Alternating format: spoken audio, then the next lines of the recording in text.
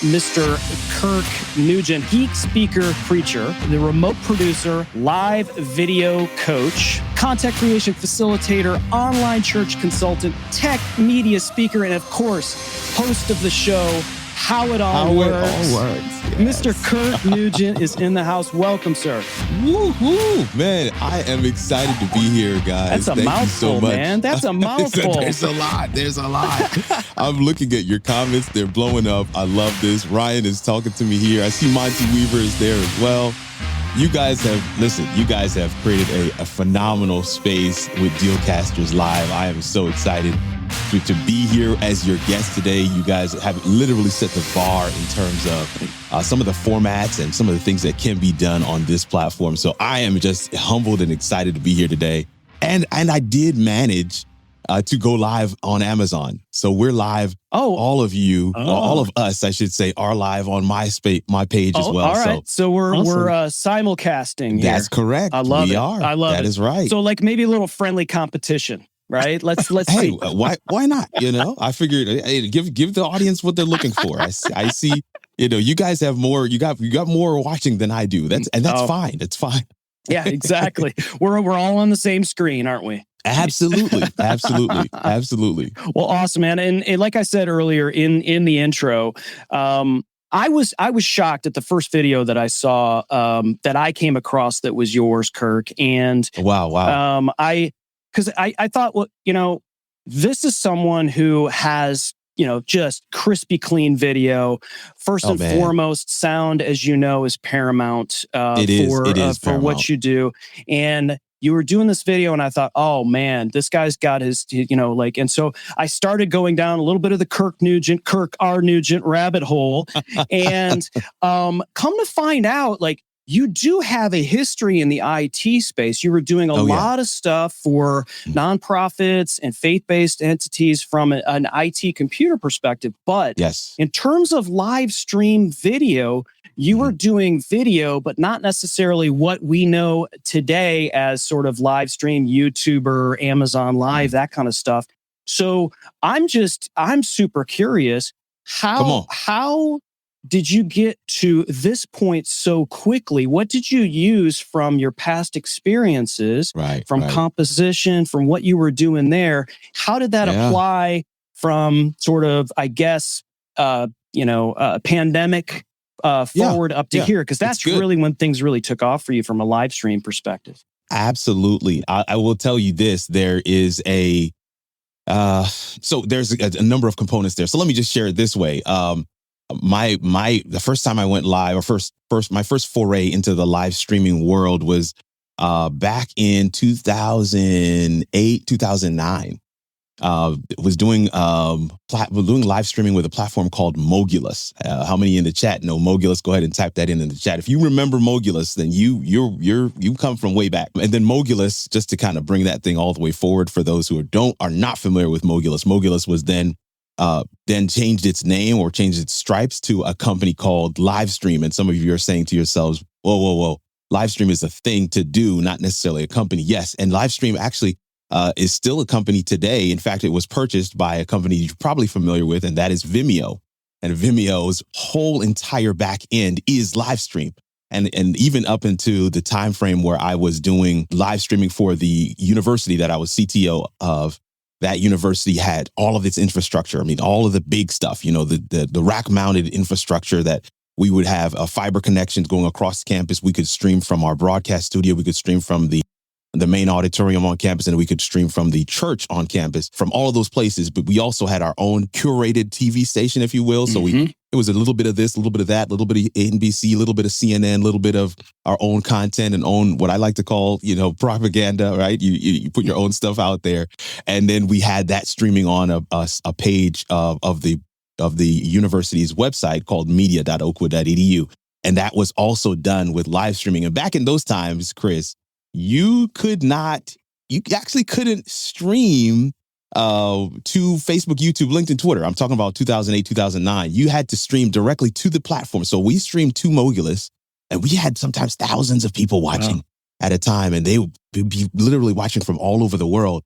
we did a show called AY Live. It's called Adventist Youth Live. And we had guest moderators, and we had a chat moderator who was literally on stage with a iPad in his hand, and they would, talk to the comments. Essentially, we couldn't bring the comments on screen. That's a new thing, but we were doing a lot of the components of what you see in live streaming now. We were doing that back then. And so you right there, you're already kind of getting a picture of, oh, okay. So you just kind of stole those practices and principles and used them when the pandemic hit. Yeah, that is absolutely correct. I took a break from media, anything, really kind of took a position as a missionary overseas. I was IT director for an NGO in South Africa. And we, my wife and I and my family, we lived there for 5 years. Wow. And in that time frame, as the IT director, they wanted somebody to manage the media team. And they were like, hey, Kirk, since you're, IT, you do media, right? I'm like, well, not really, but I'll take it, And this was much more traditional content. The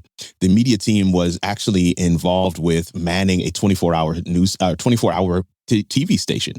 And so they were very much, formal, like set design, full rig with, you'd record a season, break it all down. There was a carpenter, there was all kinds of things on this team. So I learned a lot. I mean, talk about baptism by fire. And so I actually decided to dive into to that world by starting my own YouTube channel and doing videos about my weight loss journey. Right? So if you go way back on my YouTube channel, there's still a playlist there right now talking about fitness. And I took the Insanity Challenge by Shaun T. Oh, yeah. The 90-day challenge. Yes. And I lost like 40 pounds between that challenge and the T25 series that Shaun T did. I lost a lot of weight and I vlogged my way through it. That was my accountability hack, was just vlogging my way through it.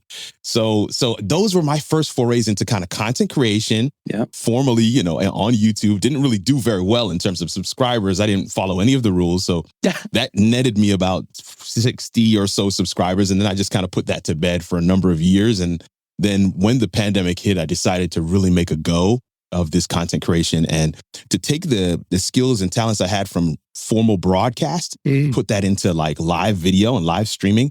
StreamYard was one of the platforms that just blew my mind. I could not believe what was possible in a browser. And I was just, I just really took all of that long history of broadcast into StreamYard. And I began poking holes in these artificial walls that people said, no, you can't do that with StreamYard. I'm like, okay, watch this. You could do this. You could try this. What about this? What about that? And some of those videos have definitely gone on to do very well. Just like you said, when we started up, Chris, that's one of the first videos you saw of me was me poking some of those holes into the StreamYard. Yeah.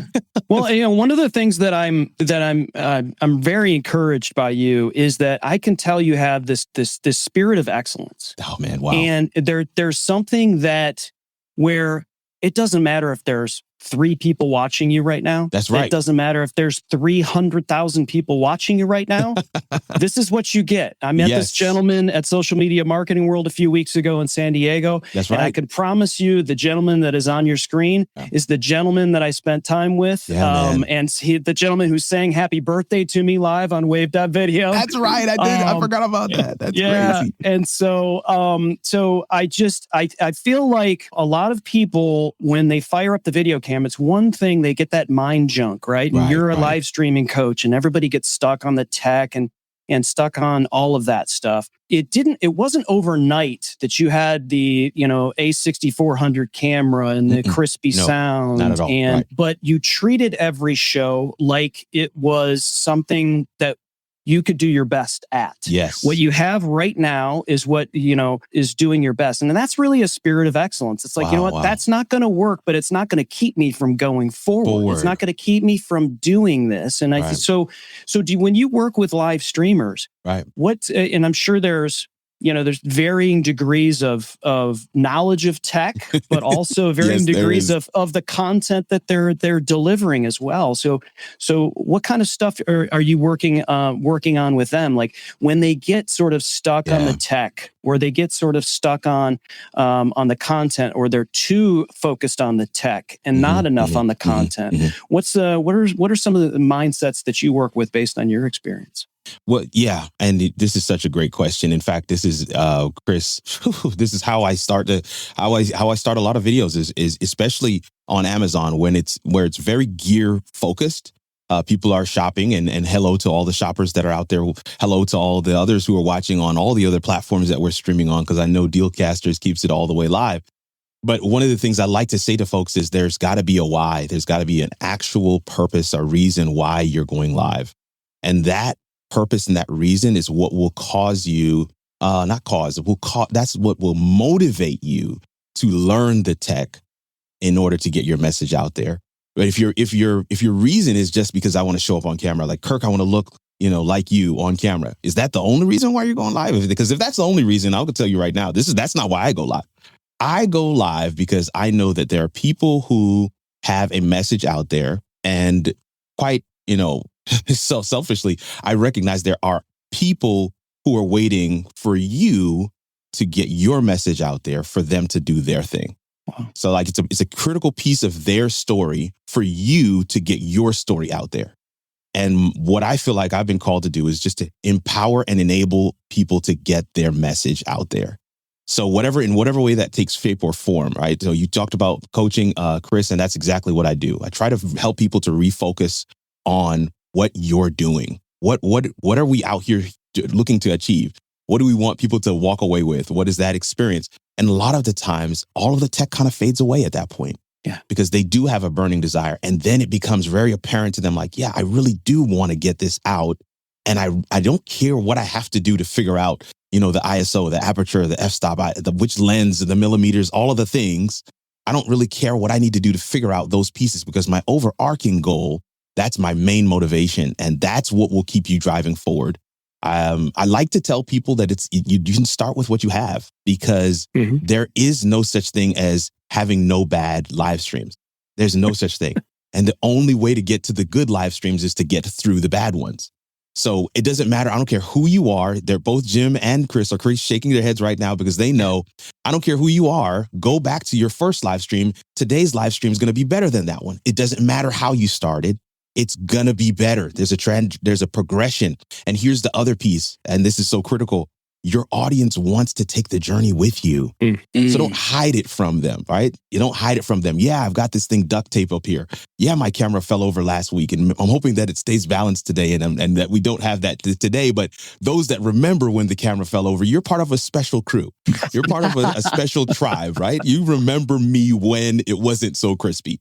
You remember me when you couldn't quite see what is he? Was that a gray hair in his beard, or is that something else? You remember me when you couldn't tell what was on the t-shirt, because you've been taking this journey with me. And that becomes a badge of honor. People talk about building your community, building your tribe, and, building your audience. This is a part of that process. You almost have that built-in tier system if you allow people to take the journey with you. You don't allow them to take it. You show up you show up looking like this on day one, then people don't really have that trajectory. I worked in higher ed for a number of years, and one of the things that the younger guys always said to us, these are the student workers that we had in the tech shop with us, is that they said, we love working with you guys because we recognize that you're just like us. You're just a few steps ahead of us on the journey. Like you just a few steps ahead of us. And so we can learn from you as you continue to progress. And they probably also feel like you're older guys and you're able to do this. It'll be easy for us. It'll be easier for us. Yeah, there's so much there, man. Listen, I'm a talker, so I'm going to try and abbreviate, man. No, that's the idea. Kirk, I did want to ask you, because one of the things that I really, it was mind-blowing to me. I was watching one of your recent videos where you were talking, you've been talking about Wave, you've been talking about EV Mux. That's right. But I love how you explain, like, there's a difference between the browser-based and the downloaded live streaming software. But I also think, and I know you're digging into it big time, how different and how we're being given these options and these capabilities. I mean, we all love StreamYard, right? It's got its place, but it's this whole, right? You got to constantly be learning, because now we've got ways we can present things differently, more engaging. I mean, what do you think of what's going on in the live streaming space? I think there's no better time, because it is ever evolving. And I think a lot of times we approach this conversation as fanboys or fangirls, because that's what Apple has done to all of us. It's like, either you're Apple or you're nothing else. I do hold an iPhone, and I'm a bit upset with Amazon because they don't like my Android, but that's okay. right? But this is how we approach these conversations a lot of times is it's, I have my flag and I'm a StreamYard guy or a StreamYard girl, or I'm a Ecamm. Oh, we can't mix or mingle. And I won't lie, I get a lot of flack for that. But I think that us as consumers, it could never have been a better time. Like when there is genuine, I don't mean petty, I mean genuine, good, healthy competition in the marketplace, we as consumers always win. Mm-hmm. We always win. Because somebody's going to push the envelope. Restream's doing something over there, and they've got some features that are just, wow. Okay, but then there are other things I don't like about Restream. StreamYard has that stability. That's why I keep coming back. It's why it's my go-to. It just has that. And then the guest experience in StreamYard. And then you have a EV Mux or a Wave, that video that comes along and they're merging and they're melding the different tiers and you almost don't know where to put them. And they're giving you a feature set and functions that you never have thought, okay, would I have ever gotten this in a browser before? And the others have to take a look because their customer base is saying, oh, that's what we've been asking our guys for quite some time. This is, I think, a great space for us all to be in. I'm not saying that anybody needs to make a shift. I always say that to folks is you need to have like that list of non-negotiables that you need out of a streaming platform. And you don't change that, right? It's like, these are my non-negotiables and I need these things. And if you can't give me those things, I'm going to stay where I'm at, no matter how shiny, how nice your toys and functions and features look. But I really believe that, especially as we look at the different tiers, tier 1 being your phone, right? Your mobile phone. It's just as simple as that. There's nothing between you and your streaming platform. It's literally the phone and microphone on your phone. Boom, you hit live and you're good. So tier 1, tier 2, web-based. This is where we're doing right now, streaming in the browser. And what they've been able to do with a browser is mind-blowing. Honestly, I know that a lot of people who are getting into the live video space now haven't taken the time to really look at the history of broadcast and television, which live video finds its root in television. There's so much that they have condensed into a browser. I just need people to understand that.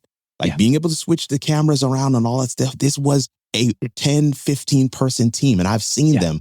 And so there is a reverence that I think a lot of us newcomers, I include myself there as well, because I don't feel like I come from that rich history of broadcast, but there's a lot of us that of reverence that us newcomers need to approach the space with so that your expectations are tempered. That's a good piece because, you get to the town hall sometime and people are asking questions about, well, why can't we do this? And you're like, man, I wonder, do they really understand what that's going to require? Right. I mean, it's going to take, like, what they've done already is actually pretty phenomenal. So then you have tier 3, and tier 3 is, of course, installed. Like, some people will say Zoom. Please take that out of your vocabulary. Zoom is not a streaming platform. It's not a broadcast platform. It's a meeting platform. Zoom has said that multiple times.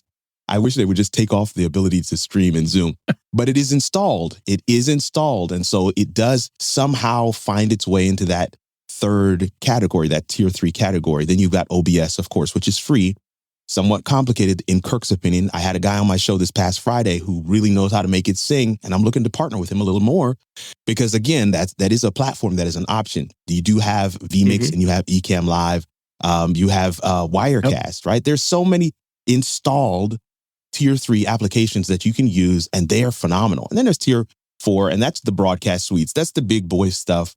That's your whole, Blackmagic stack that you have, and you got the whole full switcher and all that stuff. So there's so many different ways that we can look at that thing. I love the tiered approach because it also helps people to understand in terms of comparison. Like, you're not really comparing apples to apples when you say, man, I like let's say B Live over vMix. Well, vMix is not, they're not in the same category. Right. So they're offering you two totally different things. And so to compare them, we need to educate you a little bit on that part. But the main thing I come back to, Jim, is whatever platform allows you to get it done is the best platform for you. That's right. Yeah. Done is better. Yes. Yeah. The 3 of us on the screen now are remote producers, right? That's right. This is what we do as one of our streams of income as in the creator economy. We do what we're doing here for other people. That's part of what we do. And Kirk, you and I both know that, and Jim as well, when you're in a conversation with a prospective client and they want to do X, Y, and Z, but in your mind, you go, well, this software can't do it. Well, if I had this software and I combined it with this software and I did this and I did this, right, I might be able to, the answer is first, yes. And then we figure out how to do it. I totally agree.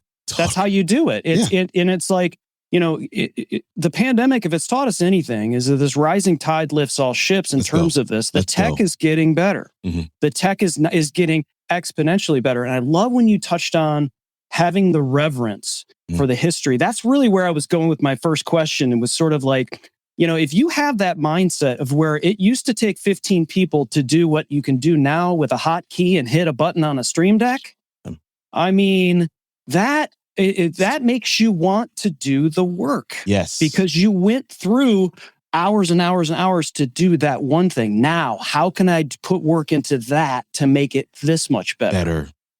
Yeah. And so I love that you touched on the reverence piece. Yeah, that is so good. I'm looking at your comments on both sides. I've got somebody on my Amazon, Steve Woods. What's good, fam? I see you out there. Who else is out there? Stephen Woods is there. Rome Wilkerson is over there as well. Just want to say a word of welcome to you guys. And then of course I see Jim and Ryan and Doug and Sam and a few others in the chat on your side. And then I just love the comments. I love the comments. And I think Ryan asked an interesting question too. He goes, and I know, at least I don't, Chris, I know you were in the music industry, but not coming from a traditional broadcast platform, how many live streamers do we know that came from that? I would say it's really a small handful for me. I mean, I don't know about you guys if you know a ton that made that transition, because I think some of them may still be in that space.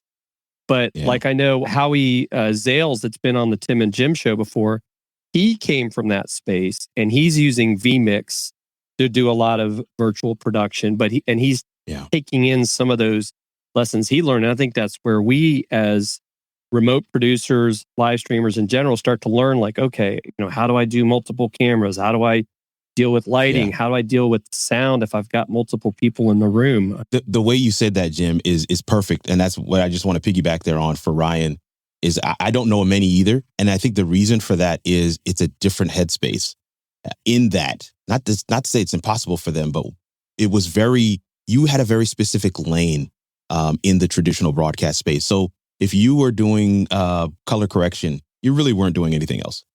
Like you weren't doing switching, you weren't bringing in the feeds, you weren't RTMP. What's that? Like it's very possible for a camera operator who's just has the headset on and let's say they're camera 3, they're the main camera and they're like, hey, pull in tight. That you're listening for the cues from the technical director. So there's so many people that when we live stream, that we are replacing with just us. Mm-hmm. And so, especially those who come from that broadcast space, when I chat with them, because I do know a good amount in that space, when I talk with them, they often will say things like, man, that's like 20 jobs. Like, like just the fact that you hit that button to bring up that caption on the stream, on your stream, that's a whole nother person's job. Like bringing that graphic on, that's another person's job. Right. So there is that they're trying to shrink down all of that and bring it into to that one lane. It is a different mind space. So you are going to find a lot more new people who did not have that background. But I do think that things like, why do I need a countdown clock? What is a 720p versus 1080p? What are my frames per second? Those are things that you will find the crux of your answer in traditional broadcast. And I think when we have that level of, again, reverence for the craft, right? Because this is somebody's vocation. I just want to be clear about this. But I also want to, to give some context, right? I'll give you this context. There was a time where each company had one person that sent emails. And you would type, like you would write your note on a paper, you'd drop it off at that person's desk, and they would type up the email and they would send. And each organization, thousands of people, had one email address. Mm-hmm. And so now we all email, multiple times a day on our phone, sometimes a one-liner with no punctuation or capitalization, right? So it's a natural evolution of the thing. But there probably was somebody at one point in time who was like, what do you mean you type the email and you send the email? That's like 4 people's jobs. So it's that same similar kind of context that we need to approach this space with. With live streaming, we are seeing an entire new era dawn. And I hope that everybody kind of gets that part. Great question, Ryan. Yeah. And take it seriously and have that reverence, I think, is point. Do you think, when you mentioned mindset, television to live streaming, I also equate this radio to podcasting, is that those that were in television broadcast and now the way they view live streaming, those that were in radio and now that they're and how they view podcasting, yes. it's Perfect. it's like this is just a lower rate version of what that is. Well, like Jim mentioned, I was in the music industry. Well, the music industry thought the MP3 was a lower rate version of a compact disc, and look where it got them. There you go. So, you can't be this Titanic in the water trying to make a turn. You got to be a shark. Yep. And Nimble. you got to move where it's moving. And if you have, like what you did, this sort of goes back to the Kirk Nugent story, is, you had of all of this television broadcast experience, and you said, you know what, I'm going on my own. And I'm going to do a show, my own show, whether it was your weight loss journey or whether it was any of the other shows that you've done. And I'm going to be that shark because you were. I don't know if you were necessarily thinking that television broadcasting was a sinking ship, and it's in a lot of ways it's really not. It's not. It's different. It's a different medium. Right. It is different. You saw that. What did you see? Sort of that happening, and that was kind of like your way. Or was it more of a passion for you to be able to learn that as an IT professional? It was a passion of mine, but I'll tell you what it really was. And this is one of the things that I do for companies and businesses and brands and thought leaders is. There was a way that I had been involved in doing a lot of different projects for other people. And I would bring these ideas to the table, but it wasn't my project. You see, so I was saying to myself, man, if I had a show for myself, I could show people what a Kirk show looks like. Because I would come to the table and I would speak to the client and be like, oh, you could do this. Oh, you could do this. And they'd be like, bring in a guest from across the country? I don't think that'll work. No, Kirk, I think that's too much. And I'm like, no, but it could be awesome. So my show, that's what I like to tell people, my live stream, my live show is my digital storefront. This is where I get to show people what I can do. And a lot of the clientele, you know how it is with remote production. They'll come and they'll see my show and they'll be like, hey, Kirk, I'd like to chat with you. Want you to produce something for me. Okay, did you have something in mind? Season 2, episode 6. That design, exactly what you did with that guy, I want you to do that for me. And so my show becomes the catalog, the magazine that they can flip through and say, that's dope. I never thought about doing something like that. And so my show, I get to do stuff that absolutely fails. And I get to do stuff that absolutely wins. It's like a huge victory. And then people see it and they're like, oh, okay. So my show, yes, I try to provide value. Yes, I try to answer a question. Yes, I'm trying to grow an audience around this thing, but it is my lab, if you will. That's where I get to test some things out and see what works. And people get to see that behind the scenes nutty professor type scenario. And so that's me. That's my idea. And that's what I brought to this space. And I think that's where we're kindred spirits, because that's what Chris and I like to do too, is we're always like, because it's that whole thing. Maybe because my background being in the military, I don't like when people tell me no.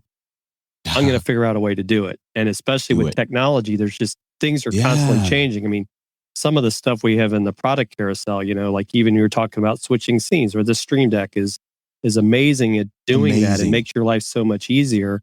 And it's funny because, we've all got the XL, but people will start out with the 8 or the 16 and I just tell people, don't waste your time. Just get the other one, because later you'll wish you had all those buttons.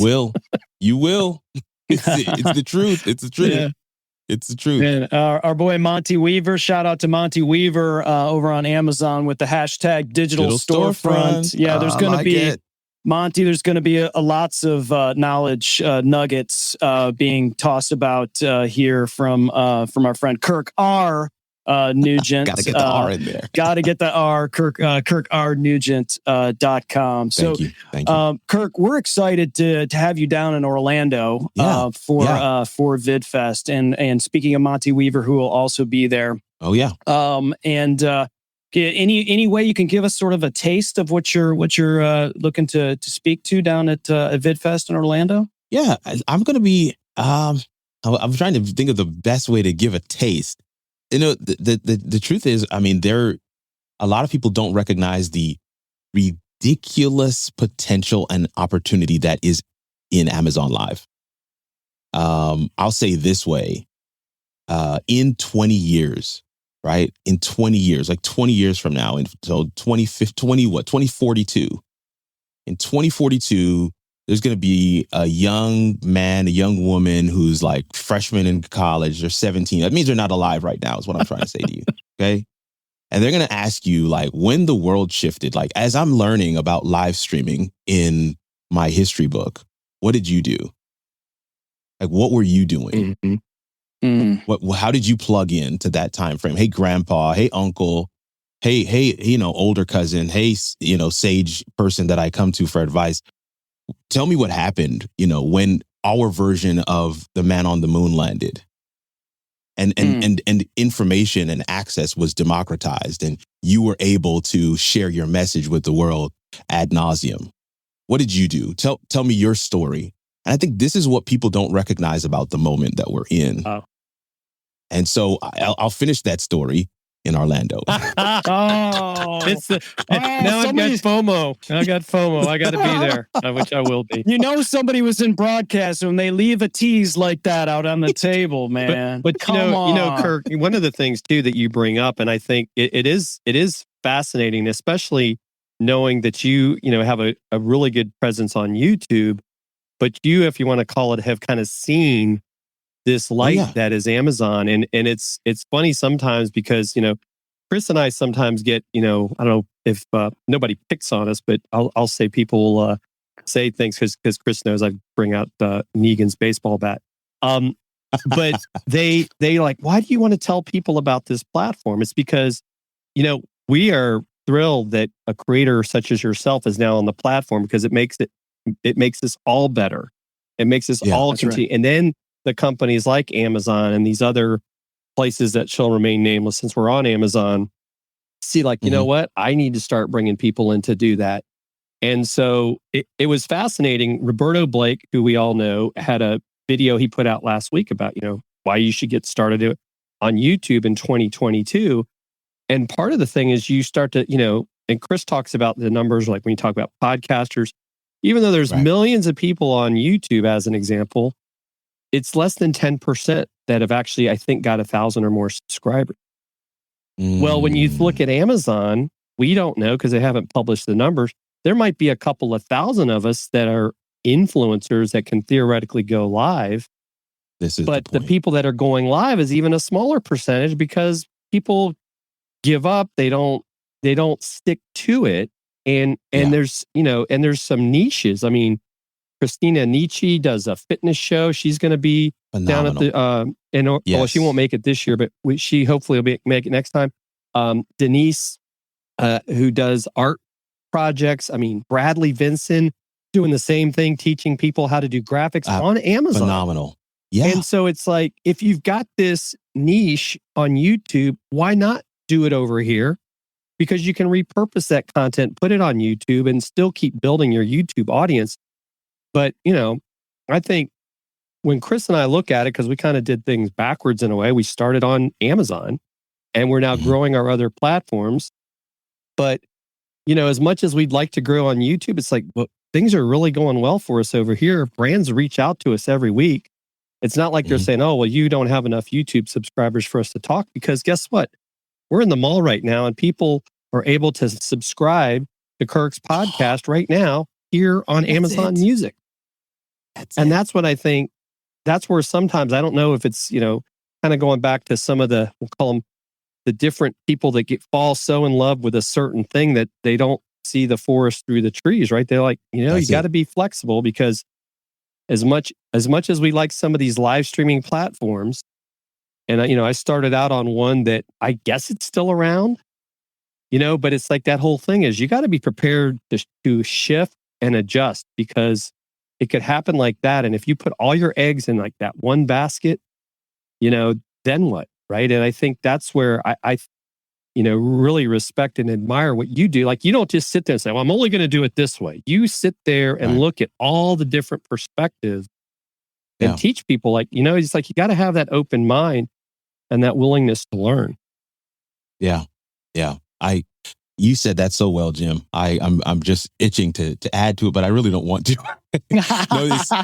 I think first of all, you have some phenomenal comments. I think what you just put up from Junaid, and let me just say, shout out to Junaid. This is, somebody that I have somebody I met online, but then I fast became friends with while we were there in San Diego. So shout out to you, Junaid. Just good to see you. I got India Delgado over on my side. Gary Jones is on the Amazon Live side. Just want to say a word of greetings to all of you guys. But this is a critical conversation, I think. There's nothing. There's that perspective shift that Jim is talking about, that Chris is talking about, that we've been kind of touching on here. This is not a techie thing. This is like having a driver's license. Mm-hmm. Like live streaming is like having the ability to drive. That's it. And we are simply teaching you how to use this vehicle. Right. And so on Amazon, what we get to tell you is like, okay, buy these tires, right? These tires are good. I mean, this is really what it is. Like use this oil. Like use this oil. This oil is a good oil. And I've used this oil myself in my car, and it gets me from point A to point B, and it's a great experience. This is I wanted to break it down into terms that people can really, latch on to. And because I know for me, and you guys can attest to this, there are a lot of people out there that will do things on Amazon with stuff that you actually use. Mm-hmm. I try to tell people about stuff that I actually use, not because Shure sent me the mic, but because I already had one and Shure saw it and they said, okay, let's send you another. Mm-hmm. Right. And so what that means, and I always say this on my show, is if you see me with 2 items, you need to be looking for the giveaway. Hint. If you see me with 2 items, you need to be looking for the giveaway. But the point is, and this is where the growth happens also, right? So for all those that are watching Dealcasters and you haven't hit that follow button, when you hit the follow button, you're telling Amazon, this is good. Mm-hmm. This is working. You're also telling the brands, keep sending them stuff, because we're going to keep watching. We're going to keep buying. We're going to keep, dialing into what they have to have going on. And so as you guys, brands and Amazon, invest in Chris and Jim, we, the audience, will also invest in them as well, because you've created this bridge between the two. And that's what it's really about. And so for the person out there that's like, well, I'm into underwater basket weaving, or I'm a public speaker, or I teach ballet, it's all still works for you too. It doesn't matter what your thing is. That's why I say, do you want to get somewhere? This is why I liken it to driving. Mm-hmm. So having that driver's license. Do you want to go somewhere? If you want to go somewhere, you're probably going to need to have a license, because you're going to need to learn how to drive a car. And if you want to take your thing, your message, your brand, your passion project, your hustle, put it on a large stage and shine a huge floodlight on it, try live streaming. Try live streaming. Yeah. God, this is so good. It's like the analogy is so awesome, but I think there's one thing I would add. There's no speed limit yet. There's no oh wow. No.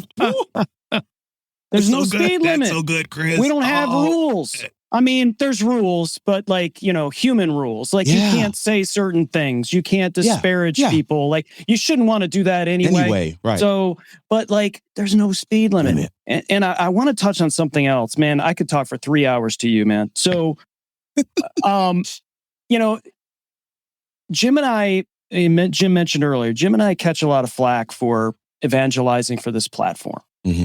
And, as content creators in this creator economy, each one of us has a voice. Our voices are not for everyone. I don't look at any person on this screen or any person that is loading up. Look at all the blue checks in the Amazon live chat right now. Okay. A lot of them. None of these people are my competition. Zero. Right? None of these people I compete against. Okay. So we're not in this to make money. I don't think you understand. Like this is not our number one thing that drives us. And by the way, if it was, you still wouldn't be my competition, because especially on Amazon, do you know how many millions of products come out on Amazon every single day? And so this is not competition. Yeah. This pool is shallow right now. And so we're going to do our best to evangelize for the platform and help others that are doing it the right way, like Kirk Nugent is on your screen right now. Thank you. And try to get more people not only following Kirk Nugent, because dang, seriously, how much longer can we go? But like, let's get this thing better. Let's make this thing better, and make YouTube better, and make Twitch better, and make these things better too. Yeah. So there's nothing wrong with it. And not because, be quiet. Don't tell them about Amazon. Like, why? What? No. This is no secret. Like, this is no secret at all. No. Trust me. No. And the content creators, once they figure out how to do it and it works for them, it's just going to get better for all of us. Love it. I love it. Your chat is just absolutely blowing up. I just love it. I love it. Just looking at comments, and of course, these are names that I know. Christina Nietzsche's out there. I love that. Oh yeah. Not unless Chris Stone wants to start eating cookies. Oh my goodness. Yeah, that's a inside joke. But we just put out the podcast, the audio version of the interview with Christina Nietzsche on Dealcasters. Speaking of podcasts, Kirk, your podcast, how it all works, amazing. Right. We've got that in the carousel. So I know these people are lighting up this star button over on our side. Nice. Just go down to that carousel. Click Kirk's podcast. Amazing. Follow it. It's free. You get Kirk Nugent for free in your ears every day when you want it. I can't imagine what could be better than that. Amazing. I mean, I'm sure your wife listens to nothing but your podcast all day long. Right, Kirk? One of my biggest fans is actually my mom. She listens. Awesome. So when I call my dad, and he'll be like, I feel like I see you every day because your mother just has your stuff on repeat over and over and over. But that is exactly. That is a huge testament to what I'm doing, and she's excited about it, and she recognizes the value of it. She's like, you found your thing. You found a way for you to really share all this passion that you've had since you were a child till now, and I've watched this thing, and you focused it into one particular area, and you're able to help people. And that's the thing for me. And I think that I think that's why we resonate, Jim and Chris. This is why we are kindred spirits, because it is really an attempt to help people. I love Amazon Live for the fact that people are shopping, and I can help somebody get not only some perspective on a given item, but also I can help them to avoid what I dealt with. Right. These are the things. And I always challenge folks to think about, why are you coming to the platform? And for a lot of people, and I won't lie, I held off because I was like, well, I don't want to just do a money grab. I want to really see what the value proposition is of being on Amazon Live. And once I realized what that is and how much it meshed with my particular flavor of live video coaching, I was like, I got to be on the platform. It's just too closely aligned with me and what I tell people to do regularly. I mean, every day I say to folks, take what you have to offer, your product, your service, share it with them live, share it with people live, just a taste. And they're going to be like, where can I get the full meal? Yeah. I don't, this was too much of a teaser. I want more. I want more. Where can I get more of you? So many different people that I'm working with, some I can name, some I can't, but there's just so much opportunity with live streaming, live video. And I think live shopping then becomes even the perfect extension of that, because again, you're helping people you're not buying from Chris and Jim. That's right. Well, and I think, the other thing, they're going to get a cut, but you're not buying from them. They're sharing with you, this is what we think works. Kirk, I don't know if this has happened for you. It's definitely happened for us, but I wouldn't be surprised if it hasn't. We'll be talking about something, right? And this is where I know Chris and I love when somebody's like, thanks for helping me pick out a microphone. I'm now starting my podcast, or I'm starting my live stream, because people get sometimes, is like Chris likes to call it, they get the mind junk of like, I got to do this and I got to do that. And we are able to live, right, kind of talk them through that process if they, engage in the chat. And that's, I think, part of the beauty of this platform, because people are here looking for the stuff you're talking about. This video is literally playing live on some of the product pages of some of the products we have. And so if someone asks a question like, well, what's the camera that you're using that makes your picture look so good? Or how does your voice sound so good? It's like, well, this is why. And to your point, we're using the stuff that we talk about. We're not going to just do anything. I want to give a quick shout out to our friend, Mitch Jackson, who's in the chat as well. And Mitch is, crushing it with the Web 3.0 and the metaverse and, talking about, the Oculus Quest 2 as an example, which is another product that we have used. We don't have in the carousel right now, but this is where people can learn about these things in real time. And that's, I think, the beauty of the live streaming. And recorded, it doesn't always happen. People, like right now, right? People are watching us live because they're already here. When you're on YouTube, sometimes you're hoping they're going to come watch you. They may watch the recording, but it's also the whole mindset of the length of content people will watch. And I think what people miss on live shopping, especially with Amazon, is if you want to sell things, you don't have to deal with the logistics if you're on Amazon. If I'm live selling on Facebook or these other things, am I going to mail it? Am I going to have to deal with returns? And that's a huge thing. I mean, you can go to Whole Foods and return your stuff, or Kohl's. I mean, you don't have to. I mean, they got it figured out. Yeah, there's again, you guys hit on all of the value, all those potential pieces, and I just, it's always great to see that light bulb go on when you're talking with somebody and you say something and you see them kind of look, oh, okay, that's an open door. I met people I met a lady at in San Diego, and she actually is coming from that Home Shopping Network world. Used to be on Home Shopping Network doing the items and things. And so she's now starting up on Amazon Live, and I'm telling her, you're going to kill it. Yep. Yeah. I think the other thing is it's not just live selling. It could be, you doing, because I know you do a number of things, Kirk, whether it's courses, live coaching, group coaching, masterminds. I know you do it. You do all of the things, right? KirkRNugent.com for those of you who are watching and listening. But for me, and it goes back to the first time I saw you do a video. When you see somebody do a live video, you know exactly if that person, you can look in their eyes and know this is whether or not this is a person you're going to follow them up a hill or not. That's it. You just know it. It is. And, if someone is, someone's put together some really, and listen, I do a lot of post edits on a lot of different videos too. And I realize, but at the end of the day, I leave ums and ahs and and word repeats and things like that in, because guess what? That's me. And so when you meet me, I'm probably going to say that. Yeah, I'm probably going to say those things. But that was one of the things that I loved about meeting you finally face to face, Kirk, at Social Media Marketing World in San Diego, and others as well. I mean, there was other folks that I met that I was like, God, like that's the same person that we had on our show, or that's the same person I was on their show, or that I had met.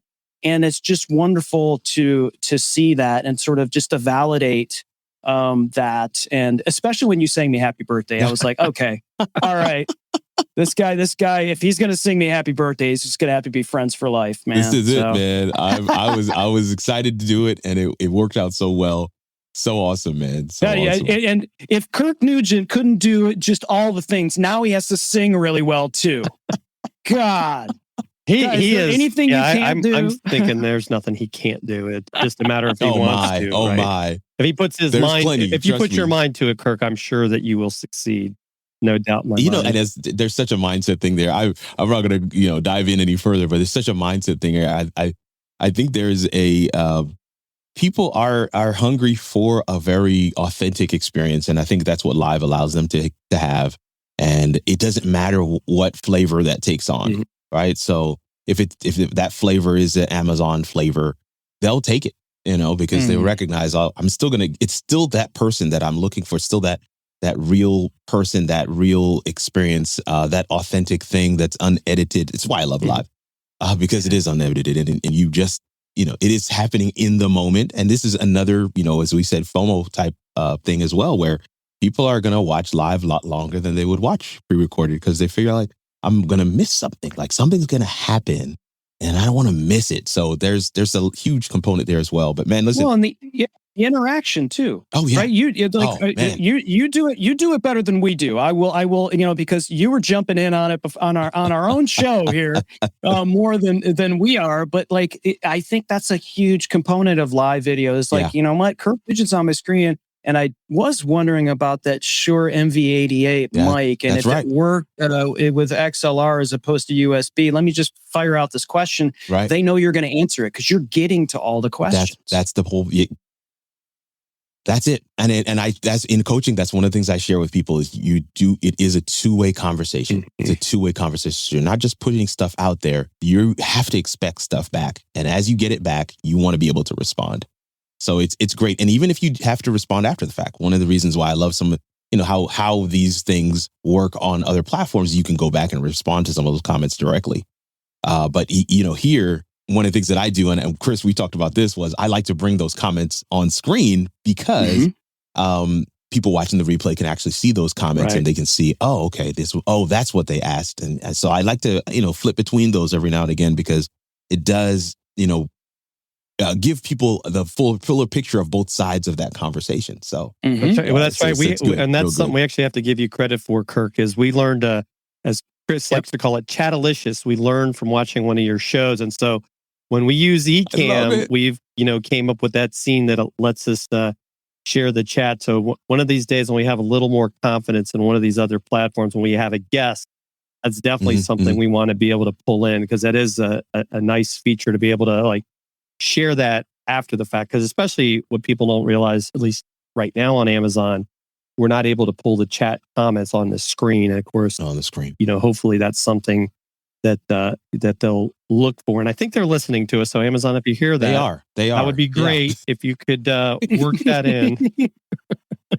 No, but it was an idea that I when we had a conversation about that, Kirk, is I repurposed that concept of doing that. And I was just doing it because I thought, well, what a cool idea to be able to have the Amazon chat on your screen at the same time. And then you said, well, I did it because people watch the replays and you don't get the chats on the replays. And I was like, duh, of course that's a fantastic idea. I didn't even think about the replays. I just thought it looked cool. Oh, man. Listen, you hit the nail on the head. I think these